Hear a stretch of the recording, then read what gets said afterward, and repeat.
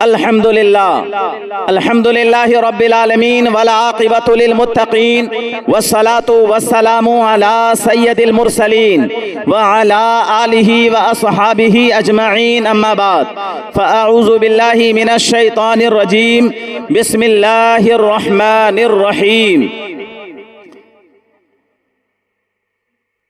الا ان اولیاء اللہ لا خوف علیہم ولا هم يحزنون صدق اللہ العظیم وصدق رسولہ النبی الامین المتین الکریم ونحن على ذلك لمن الشاہدین والشاکرین والحمد للہ رب العالمین۔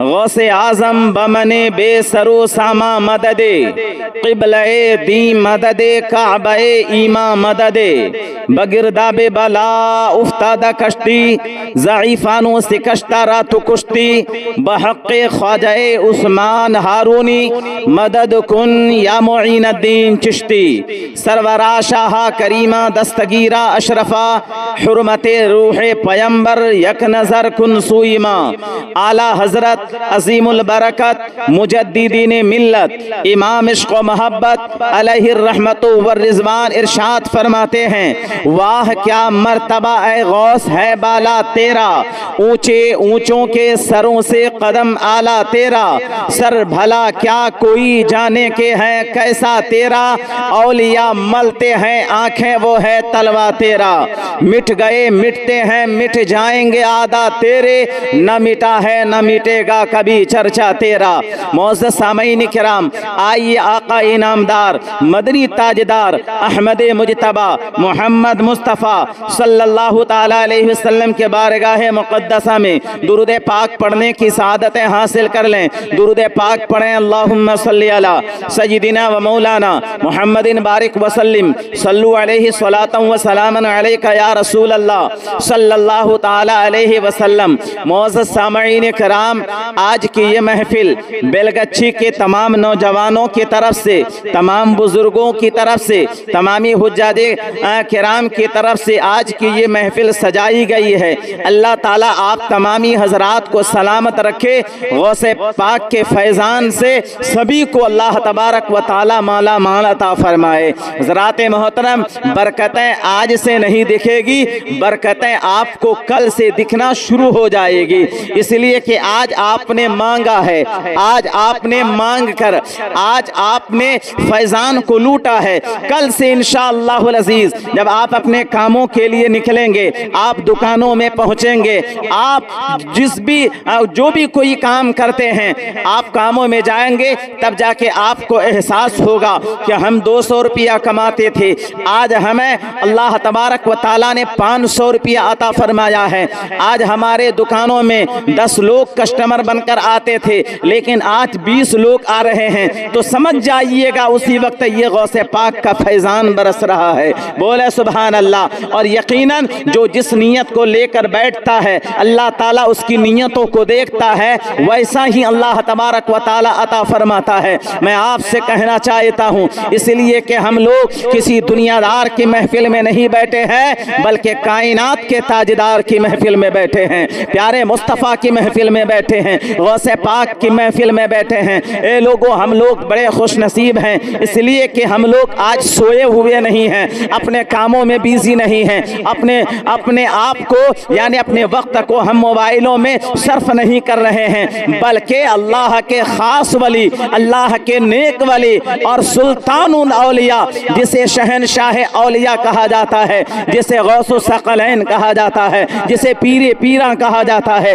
جسے میر میرا کہا جاتا ہے، جسے شاہ جیلاں کہا جاتا ہے، جسے شہباز لامکانی کہا جاتا ہے، جسے قطب ربانی کہا جاتا ہے، جسے شہباز لامکانی کہا جاتا ہے، جسے غوث اعظم دستگیر کہا جاتا ہے، تو ان کے محفل میں بیٹھے ہیں۔ یقیناً جتنے لوگ بیٹھے ہیں سب کے سب خوش نصیب بیٹھے ہیں، ہم لوگ آج دامن پسارے بیٹھے ہیں۔ اے میرے مولا، آج غوث پاک کا فیضان ہماری جھولی میں عطا فرما دینا، اس لیے کہ ہم غریب ہیں، اس لیے کہ ہم محتاج ہیں، اس لیے کہ ہم لاچار ہیں، اس لیے کہ ہم بے بس ہیں، اس لیے کہ ہم گنہگار ہیں۔ اے مولا میں جانتا ہوں ہم گنہگار ہیں، اے مولا میں جانتا ہوں ہم بے بس ہیں، لیکن بے بس ضرور ہیں، ہم گنہگار ضرور ہیں، لیکن تیرے محبوب کا وفادار ہیں، تیرے نیک ولیوں کا ہم دامن سے وابستہ ہیں۔ انشاءاللہ العزیز ہمیں غوث پاک کی عنایتوں کا صدقہ آج ضرور ملے گا۔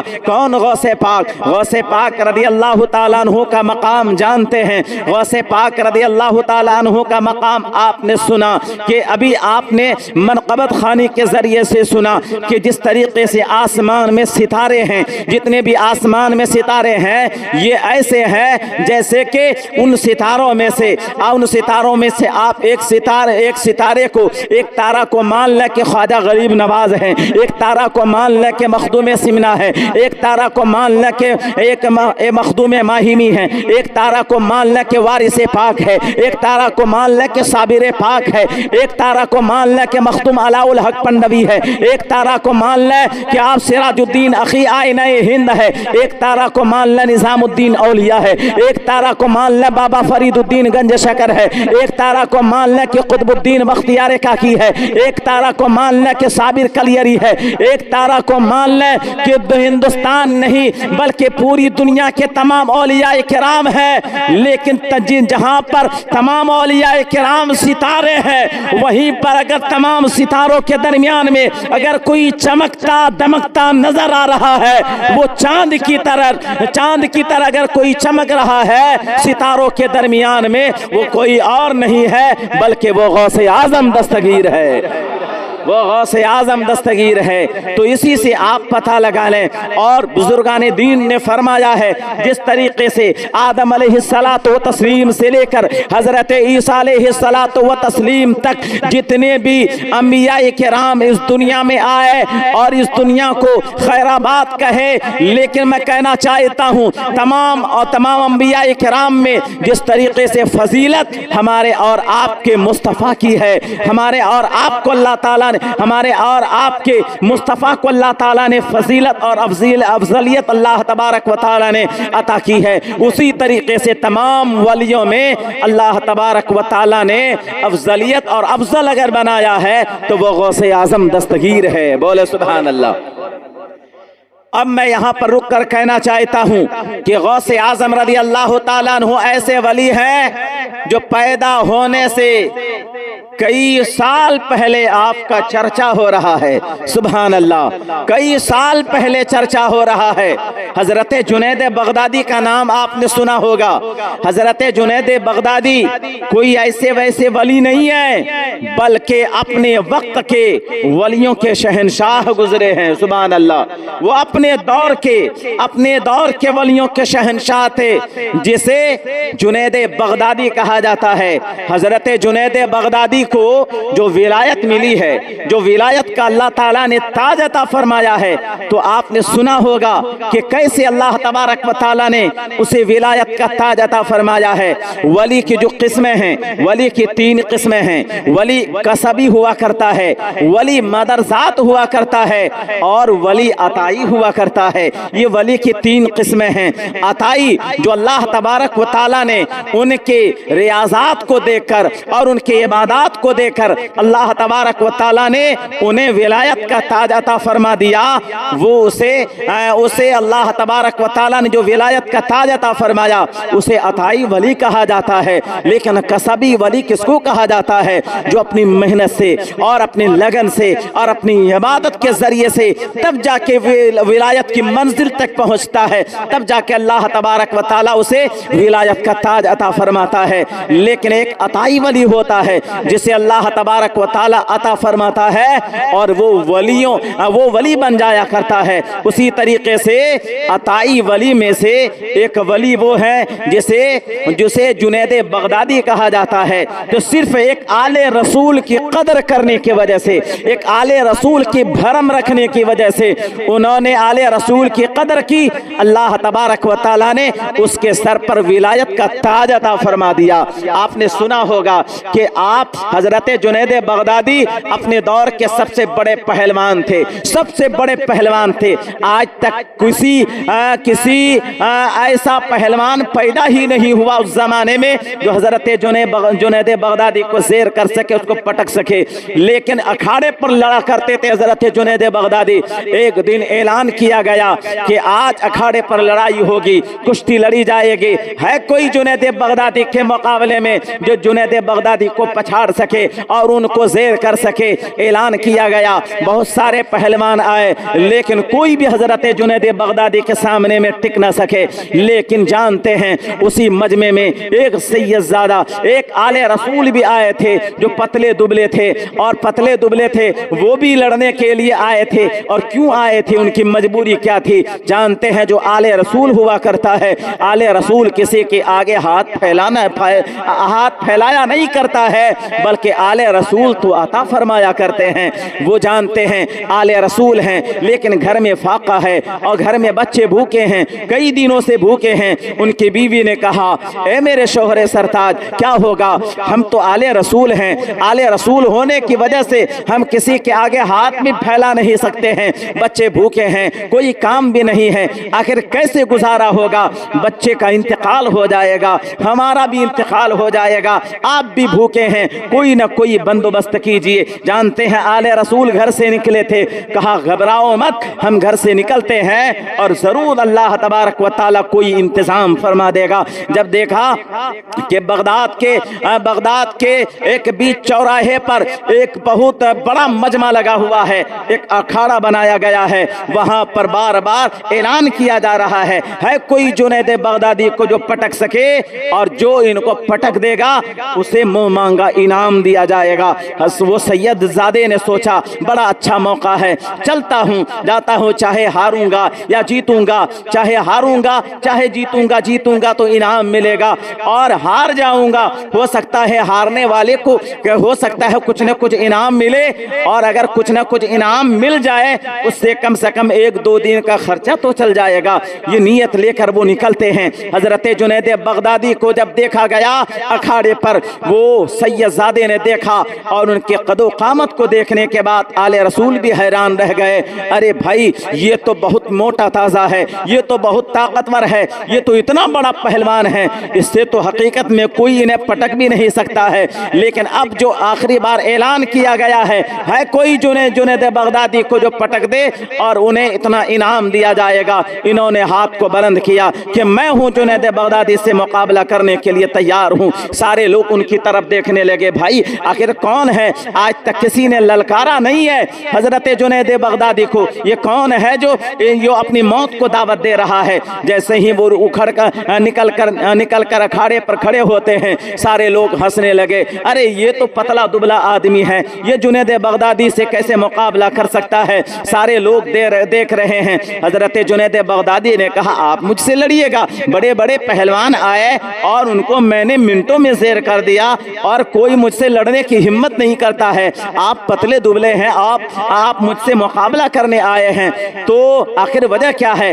تو انہوں نے کہا، ذرا سا آپ اپنا کان میرے قریب لائیے۔ جیسے ہی حضرت جنید بغدادی نے اپنے کان کو ان کے قریب کیا تو انہوں نے صرف اتنا کہا تھا کہ میں آل رسول ہوں۔ اللہ اکبر، میں آل رسول ہوں، میرا بھرم رکھ لیجئے گا، میری لاج رکھ لیجئے گا۔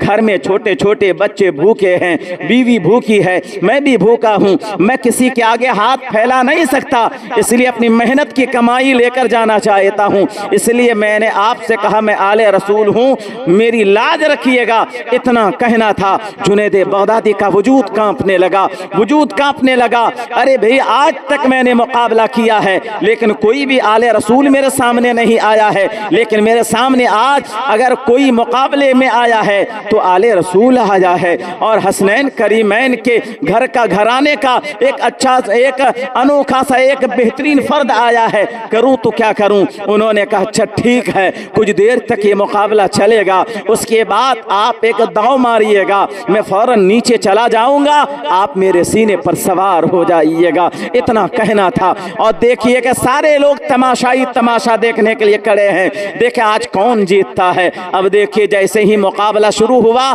یہ مقابلہ دھیرے دھیرے وہ کچھ دیر چلتا رہا، اس کے بعد جیسا داؤ بتایا گیا تھا وہ داؤ مارتے ہیں، حضرت جنید بغدادی کی پیٹھ پر سینے پر سوار ہو جاتے ہیں، پورے مجمع میں سناٹا طاری ہو جاتا ہے۔ یہ کیسے ہو گیا؟ آج تک جنید بغدادی کو کسی نے پٹک نہیں پایا۔ یہ پتلا دبلا شخص اور جس کی پیشانی پر نور محمدی چمک رہا ہے، یہ کیسے پٹک دیا؟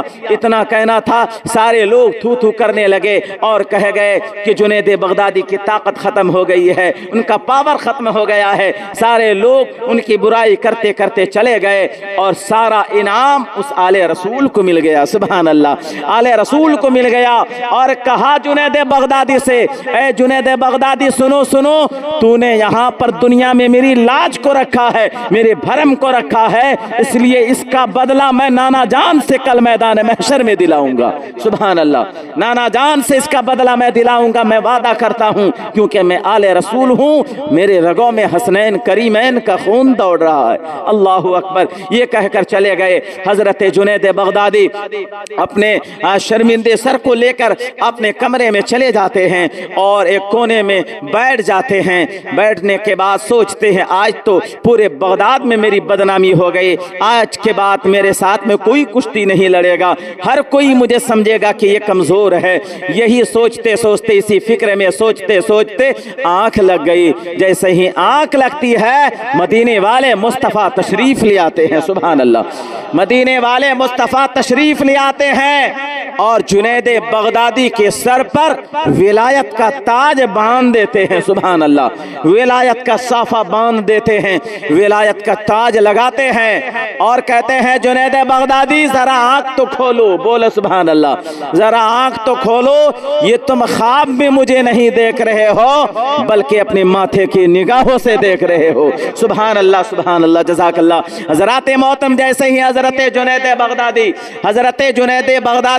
رضی اللہ تعالیٰ عنہ نے اپنے ماتھے کی نگاہوں سے اپنے آقا کا دیدار کیا ہے اور اپنے آقا کا جب دیدار کیا ہے دل تڑپ گیا اور یہ کہنے لگا یا رسول اللہ صلی اللہ تعالیٰ علیہ وسلم، میری قسمت کی معراج ہو گئی، میری قسمت کی معراج ہو گئی، آج میں مچل گیا۔ یا رسول اللہ، آپ خواب میں تشریف لائے ہیں، آپ میں ظاہر میں دیکھ رہا ہوں اور جانتے ہیں جب حقیقت میں ان کے سر پر صافہ باندھا گیا، مدینے والے مصطفیٰ نے کہا ہے جنید بغدادی سنو سنو، تو نے میری آل پر میری آل کی لاج بچایا ہے اور ان کی لاج تو نے رکھا ہے، اسی لیے میں قرضہ رکھنا نہیں چاہتا۔ سبحان اللہ، میں قرضہ رکھنا نہیں چاہتا، اس قرضے کو میں یہیں پر چکا دیا۔ سنو، آج سے تمہیں ولایت کا تاج عطا کیا گیا ہے۔ سبحان اللہ۔ تو آپ ہی بتائیں کہ حضرت جنید بغدادی پہلے سے وہ ولی نہیں تھے بلکہ وہ تو ایک پہلوان تھے، لیکن صرف آل رسول کی قدر کرنے کی وجہ سے، ان کی عزت کرنے کی وجہ سے مدینے والے مصطفیٰ اپنا دیدار بھی کراتے ہیں اور اپنے ہاتھوں سے ولایت کا ان کے سر پر تاج بھی باندھ دیتے ہیں۔ سبحان اللہ۔ آپ ہی بتائیں کہ جب ایک آل رسول کی قدر کرنے کی وجہ سے ولایت کا تاج ملتا ہے تو یقیناً ہم جس کی محفل میں بیٹھے ہیں وہ بھی حسنی حسینی سید ہیں۔ سبحان اللہ، وہ بھی آل رسول ہیں، ان کی محفل میں بیٹھے ہیں۔ ہم ولی تو نہیں بن سکتے لیکن ہمیں یقین ہے ولی کا غلام بن سکتے ہیں اور ہم ولی کی محفل کو سجاتے ہیں۔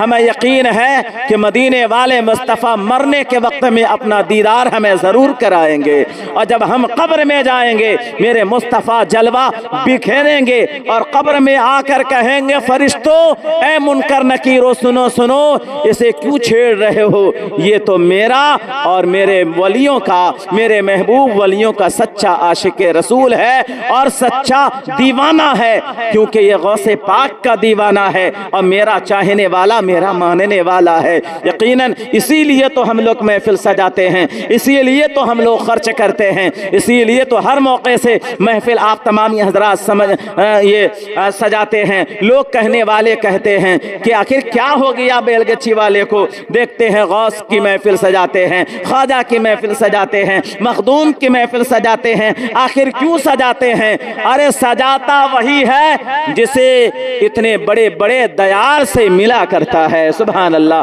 हमें मिलता है तो हम सजाते हैं, जिसे नहीं मिलता है तो वो नहीं सजाते हैं। इसीलिए हमें और आपको यकीन है कि गौसे पाक की इनायत हमें मिलती है, औलिया कराम का करम हमें और आपको अल्लाह तबारक व तआला अता फरमाता है। एक बार पूरा मजमा गौसे पाक की मोहब्बत में बोले सुभान अल्लाह।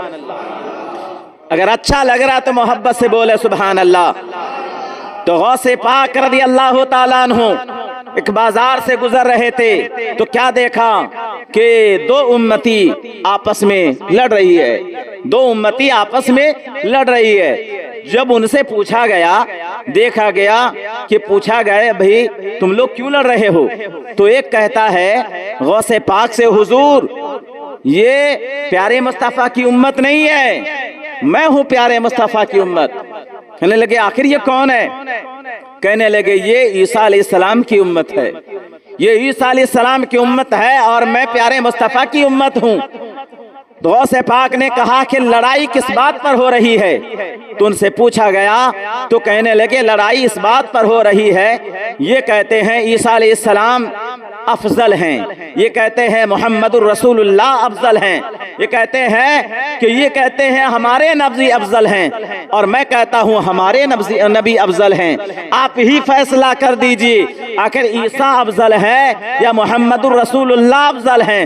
तो गौसे आजम ने कहा भाई ऐसी लड़ाई हो रही है, अगर कोई अपनी जमीन और जायदाद के लिए लड़ाई करता तो उसके लिए फैसला मुमकिन है, लेकिन तुम लोग ऐसी बात पर लड़ाई कर रहे हो, हर नबी अफजल है। लेकिन मैं कहना चाहता हूं आखिर तुम लोग कैसे लड़ रहे हो, किस बात पर, आखिर किस बात पर लड़ रहे हो? तो कहने लगे ईसा अलैहिस्सलाम की उम्मती कहने लगे कि हुजूर गौसे पाक से, हुजूर मेरे नबी अफजल हैं। कहने लगे कैसे? कहने लगे मेरे नबी जो हैं अल्लाह ताला ने वो पावर अता किया था कि मुर्दे को जिंदा कर दिया करते थे। सुभान अल्लाह। मुर्दे को जिंदा कर दिया करते थे, चाहे एक दिन का मुर्दा हो या 50 साल का मरा हुआ हो। तो ईसा अलैहिस्सलाम को अल्लाह ताला ने वो पावर अता किया है कि ईसा अलैहिस्सलाम मुर्दे को जिंदा कर दिया करते थे, इसीलिए मेरे नबी अफजल हैं, इतना कहना था। और कहने लगे आप तुम क्यों कहते हो कि तुम्हारे नबी अफजल हैं? कहने लगे अरे ईसा अलैहिस्सलाम को जो नबूवत मिली है वो मुहम्मदुर रसूलुल्लाह के सदक़े में मिली है, इसीलिए हमारे नबी अफजल हैं। तो फिर भी मानने को तैयार नहीं है। तो कहने लगा अच्छा ये तो बताओ, तुम जब मानने के लिए तैयार नहीं हो, तुम इसी बात पर रहे हो कि मेरे नबी मुर्दे को जिंदा कर दिया करते थे, इसीलिए अफजल है मुहम्मदुर रसूलुल्लाह से। और इसीलिए तो सुनो, मैं मुहम्मदुर रसूलुल्लाह नहीं हूं बल्कि मोहम्मद का एक अदना सा गुलाम हूं। सुभान अल्लाह। ये कौन कह रहे हैं? गौसे पाक फरमा रहे हैं, गौसे पाक फरमा रहे हैं सुनो मैं मोहम्मद नहीं हूं बल्कि मोहम्मद का अदना सा छोटा सा गुलाम हूं, मेरा नाम अब्दुल कादिर जिलानी है। और सुनो मैं गुलाम हूं और तुम इसी बात पर अगर लड़ाई कर रहे हो, मुर्दे को जिंदा कर देना यही अफजलियत की अगर निशानी है तो चलो कब्रिस्तान लेकर चलो, जिस कब्र पर तुम इशारा कर दोगे अब्दुल कादिर जिलानी उस मुर्दे को जिंदा करने के लिए तैयार है। सुभान अल्लाह, सुभान अल्लाह। कहने लगे अगर मैं जिंदा कर दिया तो तुम मान जाओगे मोहम्मद रसूलुल्लाह अफजल है? कहने लगे हाँ हाँ मान जाऊंगा। तो गौसे आजम ने कहा कौन से कब्रिस्तान में लेकर जाना चाहते हो? कहने लगे हमारे कब्रिस्तान में चलिए। वो अपने कब्रिस्तान में लेकर गया गौसे पाक को और कहा गया कि कौन से कब्र से मुर्दे को उठाना है बताओ।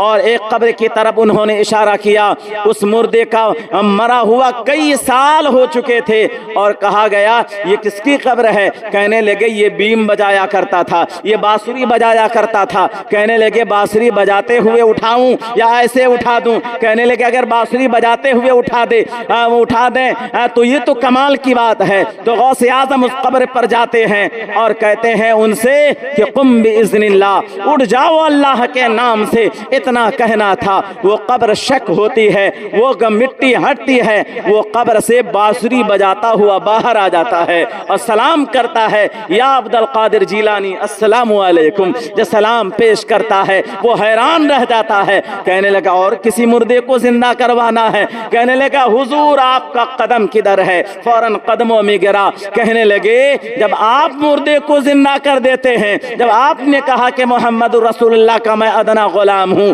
جب غلام کا جب یہ عالم ہے تو آقا کا عالم کیا ہوگا؟ اسی لیے تو شاعر کہتا ہے کہ جب ان کے گدا بھر دیتے ہیں شاہان زمانہ کی جھولی، محتاج کا جب یہ عالم ہے تو مختار کا عالم کیا ہوگا؟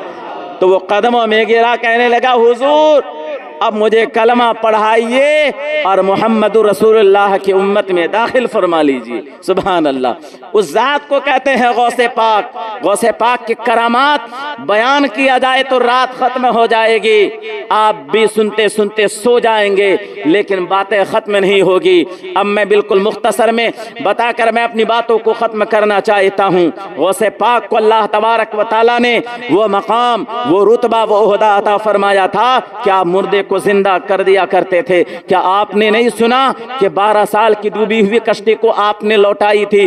تو کیسے کہ ایک دریا ہے، دریا کے کنارے بہت ساری عورتیں پانی بھر رہی تھی، لیکن پانی بھر کے ساری عورتیں لوٹ گئی، ایک بوڑھی عورت وہیں پر بیٹھ کر رونے لگی اور انتظار کرنے لگی۔ غوث پاک نے قریب جا کر پوچھا، اے بوڑھی ماں کیوں روتی ہے، کیا بات ہے، معاملہ کیا ہے؟ وہ پکار کر کہنے لگی عبد القادر جیلانی سے، یا غوث پاک آپ کو معلوم نہیں ہے میں اس لیے رو رہی ہوں کہ یہی دریا ہے، یہی دریا ہے، یہی دریا ہے جس دریا نے میرے بیٹے کو نگل لیا، یہی دریا ہے جس نے میری بہو کو نگل لیا، یہی دریا ہے جس نے تمام باراتیوں کو نگل لیا۔ کہنے لگے وہ کیسے؟ کہنے لگے 12 سال پہلے میرے بیٹی کی شادی ہوئی تھی، یعنی میرے 12 سال پہلے ایک ہی بیٹا میرا تھا جس کی شادی ہوئی تھی، اور یہیں سے باراتی اس کشتی پر سوار ہو کر گئے تھے، اور دریا کے اس کنارے اس پار میں ایک گاؤں ہے، وہاں پر شادی ہو گئی اور بڑی اچھی دلہن تھی، شادی بھی ہو گئی۔ باراتی لوٹ کر اور کشتی پر سوار ہوئے، اور کشتی پر میرا بیٹا دولہا بنا ہوا بیٹھا تھا، اور میری بہو بھی وہیں پر تھی، اسی کشتی میں بیٹھی ہوئی تھی، اور یہاں تک کہ سارے باراتی اس پر بیٹھے ہوئے تھے، سب لوٹ کر اپنے گھر اپنے وطن لوٹ کر آ رہے تھے۔ لیکن راستے میں یعنی بیچ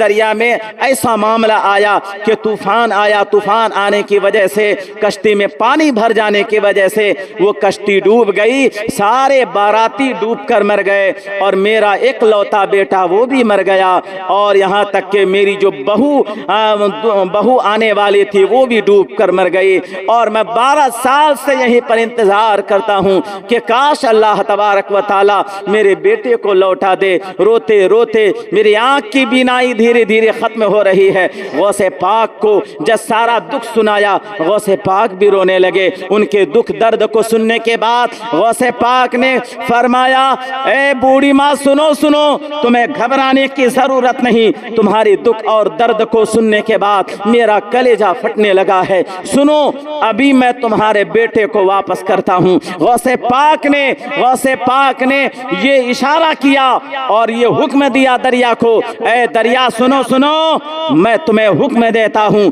اس بوڑھی ماں کے بیٹے کو واپس کر دے۔ اس بوڑھی ماں کے تمام جو باراتی گئے تھے، باراتی سمیت اور دلہن سمیت اور دولہا سمیت بالکل واپس کر دو، ورنہ سنو اگر تم عبد القادر جیلانی کے حکم کو تم نہ مانو گے تو تمہارے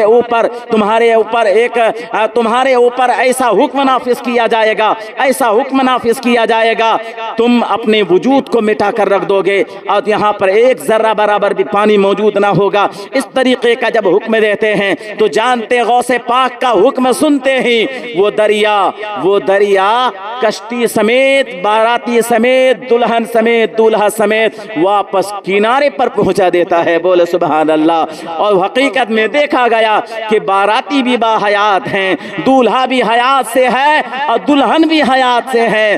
تو دلہن اور دولہا باراتی سب واپس آتے ہیں اور وہ بوڑھی ماں کے گلے سے جا کر بیٹا لگ جاتا ہے. ان کی دلہن ان کی بہو گلے سے لگتی ہے. تو پتہ کیا چلا کہ غوث پاک کو اللہ تبارک و تعالی نے وہ پاور، وہ عہدہ دیا ہے کہ غوث پاک اگر اشارہ فرما دیں تو 12 سال کی ڈوبی ہوئی کشتی بالکل باراتی دولہا دلہن سمیت واپس آ سکتا ہے. بولے سبحان اللہ. اور جانتے ہیں اس دولہا کا نام کیا ہے؟ اس دولہا کا نام سید کبیر الدین ہے. سبحان اللہ. ایسا نہیں ہے کہ بیگم پاک ہے، بلکہ آج بھی ان کا مزار گجرات میں پایا جاتا ہے، جسے شاہ دولہا، جسے دریائی دولہا کہا جاتا ہے. بولے سبحان اللہ. جسے دریائی دولہا کہا جاتا ہے، جس کا نام سید کبیر الدین ہے. سبحان اللہ. تو غوث پاک کے اتنے بڑے کرامات ہیں، بے شمار کرامات ہیں. آخری ایک بات کہہ کر میں گزرنا چاہتا ہوں کہ غوث پاک رضی اللہ تعالیٰ عنہ کہ یقیناً ہم یہاں ہیں اور غوث پاک کو اگر کوئی مدد کے لیے پکارتا ہے، غوث پاک ہماری مدد کو پہنچتے ہیں، کیونکہ غوث پاک کا فرمان ہے میرا چاہنے والا دنیا کے کسی کونے میں رہے گا، عبد القادر جیلانی اس کی مدد کو ضرور پہنچے گا. بولے سبحان اللہ. کہ غوث پاک رضی اللہ تعالیٰ عنہ اپنے درسگاہ میں پڑھا رہے تھے، سارے بچے پڑھ رہے تھے. پڑھتے پڑھتے اچانک سارے بچوں نے کیا دیکھا کہ غوث پاک کا چہرہ بالکل سرخ ہو چکا ہے، لال ہو چکا ہے. غوث پاک اپنے چادر کے ہاتھ سے، چادر کے اندر سے ہاتھ نکالتے ہیں، کیا دیکھتے ہیں کہ آستین بھی بھیگ چکا ہے، پانی، ہاتھ سے پانی ٹپک رہا ہے. تو تمام جو وہاں پر پڑھنے والے شاگرد تھے، غوث پاک کے چہرے کو دیکھا کہ چہرہ بالکل زرد ہو چکا ہے، چہرہ لال ہو چکا ہے، پیلا ہو چکا ہے. اور غوث پاک کے ہاتھ میں اچانک انہوں نے جب چادر کے نیچے سے اپنے ہاتھ کو اٹھایا کہ آستین سے پانی چو رہا ہے، ہاتھ سے پانی بہ رہا ہے. یہ دیکھ کر سارے بچے حیران رہ گئے، آخر معاملہ کیا ہے؟ نہ گرمی کا موسم ہے، نہ گرمی کا موسم ہے، آخر اچانک ہاتھ سے پانی اور اچانک کیسے ہاتھ بھیگ گیا؟ تو کسی کی ہمت نہیں ہوئی پوچھنے کی. لیکن تاریخ وہ لوگ لکھ چکے تھے کہ آج کی تاریخ کو ایسا معاملہ غوث پاک کے ساتھ میں ایسا ہوا. لیکن اب دیکھیے 2-3 مہینے کے بعد ایک قافلہ غوث پاک کی بارگاہ میں آتا ہے اور وہ سوداگر تھے، وہ قافلہ غوث پاک کی بارگاہ میں آتا ہے اور سلام پیش کرتے ہیں اور کہتے ہیں غوث پاک کی بارگاہ میں، یا سیدی سرکار غوث پاک رضی اللہ تعالیٰ عنہ، آپ اگر کرم نہ فرماتے تو آج ہم لوگوں میں سے کوئی بھی زندہ نہ رہتا. اللہ اکبر. کہنے لگے وہ کیسے؟ کہنے لگے حضور ہم لوگ بالکل سمندر سے سفر کر رہے تھے، دریا پر کشتی پر سوار تھے اور بالکل جا رہے تھے، اپنے کام سے جا رہے تھے، دوسرے ملک تجارت کے لیے جا رہے تھے. اچانک سمندری طوفان آیا، ایسا طوفان ہم لوگوں نے اپنے ماتھے کی نگاہوں سے کبھی نہیں دیکھا تھا. ایسا ہچکولے مارنا شروع کیا کہ سمندر کا پانی بالکل کشتی میں بھرتا ہوا نظر آیا. ایک لمحے میں سارے لوگ مر جانے والے تھے، ڈوب کر سارے مر جاتے. لیکن ایسے وقت میں ہم لوگوں کی زبان سے اچانک یہی نکلا، یا غوث اعظم دستگیر المدد، المدد یا غوث اعظم دستگیر المدد. جیسے ہی آپ کو ہم لوگوں نے مدد کے لیے پکارا، اچانک سمندر کے بیچ سے ایک ہاتھ نمودار ہوتا ہے. وہ ہاتھ نورانی ہاتھ نمودار ہوا اور ایک ہاتھ نمودار ہوا، کشتی کے ایک کونے کو پکڑا اور جا کر کنارے میں جا کر چھوڑ دیا. وہ کنارے میں جا کر چھوڑا. ہم لوگ باحیات باہر نکلے اور آپ کے بارگاہ میں صرف شکریہ ادا کرنے کے لیے آئے ہیں. تو جتنے بھی وہاں پر پڑھنے والے شاگرد تھے ان سے پوچھا گیا کہ اچھا بتائیے وہ تاریخ کون سی تھی؟ ان لوگوں نے کہا وہ تاریخ فلاں تاریخ تھی. تو فلاں تاریخ تھی. انہوں نے کہا اچھا بات سمجھ میں آ گئی، اسی तारीख को हम लोगों ने अपने माथे के निगाहों से देखा कि गौसे आजम पढ़ा रहे थे, अचानक चेहरा बिल्कुल लाल हो चुका है, और जब आप अपने चादर के नीचे से अपने हाथ निकालते हैं तो हाथ को भीगा हुआ पाया और पानी भी टपकता हुआ पाया। तो यकीनन गौसे पाक कितनी बड़ी करामत है। हज़रात मोहतरम, अगर देखा जाए तो 50 करामात मुझे अभी भी याद हैं जो आपके सामने में बयान कर सकता हूं, लेकिन वक्त ज्यादा नहीं है। बस यहीं पर मैं अपनी बातों को खत्म करना चाहता हूं। बस मैं आप तमामी हजरात से गुजारिश करना चाहता हूं, इसी मोहब्बत को, इसी जुनून को, इसी जज्बे को, इसी शौक को, इसी हौसले को, इसी लगन को, इसी दिल लगी को, इसी दिलजोई को, इसी मोहब्बत को बरकरार रखना है। औलिया इकराम का फैजान लूटते रहना है कि गौसे पाक की इनायतों का करम यकीनन हम लोगों पर है। इसीलिए आज सब कोई फूल रहे हैं, फल रहे हैं, और यहाँ तक के और आपके घरों में अल्लाह तबारक व तआला रहमत व नूर की बारिशें भी अता फरमा रहा है। अल्लाह ताला हम तमामी हजरात के घरों में बेपनाह बरकतों का नुज़ूल अता फरमाए। एक बार दुरूद पाक सुनाइए, 2-3 अशार में पढ़ के उसके बाद सलातो सलाम में पढ़ दूंगा। पढ़िए दुरूद शरीफ। अल्लाहुम्मा सल्ली अला सय्यिदिना व मौलाना मुहम्मदिन बारिक व सल्लिम सल्लु अलैहि सलातन व सलामन अलैका या रसूल अल्लाह सल्लल्लाहु तआला